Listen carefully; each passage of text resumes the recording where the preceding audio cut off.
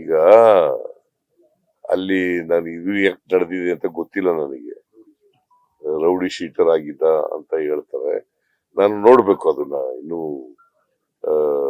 Murder ಆಗಿದೆ. ಪೊಲೀಸ್ನವ್ರಿಗೆ ನಿನ್ನೆ ಮಾತಾಡಿದಾಗ ಲಾ ಅಂಡ್ ಆರ್ಡರ್ ADGP ಇದಾರಲ್ಲ, ಅವ್ರನ್ನ ಕಳಿಸಿದೀವಿ. ಕೂಡ್ಲೆ ಅಲ್ಲಿ ಹೋಗಿ ನೋಡಪ್ಪ ಏನಾಗಿದೆ ಅಂತ ನೋಡ್ಬೇಕು ಅಂತ.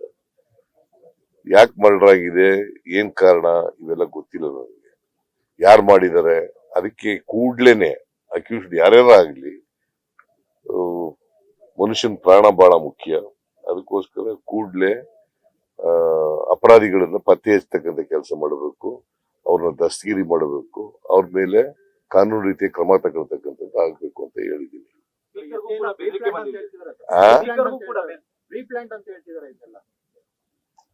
ಈಗ ಪ್ರೀ ಪ್ಲಾನ್ಡ್ ಅಲ್ವೋ ಅಂತ ಗೊತ್ತಾಗ್ಬೇಕಲ್ಲಪ್ಪ ನಮಗೆ. ಇದು ವಿಚಾರ ಗೊತ್ತಿಲ್ಲ. ಇಲ್ಲ, ಇನ್ವೆಸ್ಟಿಗೇಷನ್ ಆದ್ಮೇಲೆ ಗೊತ್ತಾಗುತ್ತೆ. ಬಿಜೆಪಿಯವರು ಯಾವಾಗ್ಲೂ ಇಂಥ ಇನ್ಸಿಡೆಂಟ್ಗಳನ್ನೇ ಹುಡುಕ್ತಾ ಇರ್ತಾರೆ ರಾಜಕೀಯ ಮಾಡ್ಲಿಕ್ಕೆ. ನಿಖರ ಸುದ್ದಿ, ಸದಭಿರುಚಿಯ ಕಾರ್ಯಕ್ರಮ. ನೀವು ನೋಡ್ತಾ ಇದ್ದೀರಾ ಕಹಳೆ ನ್ಯೂಸ್, ಸಮಾಜದ ಜಾಗೃತಿಗಾಗಿ ವಸ್ತುನಿಷ್ಠ ವರದಿ.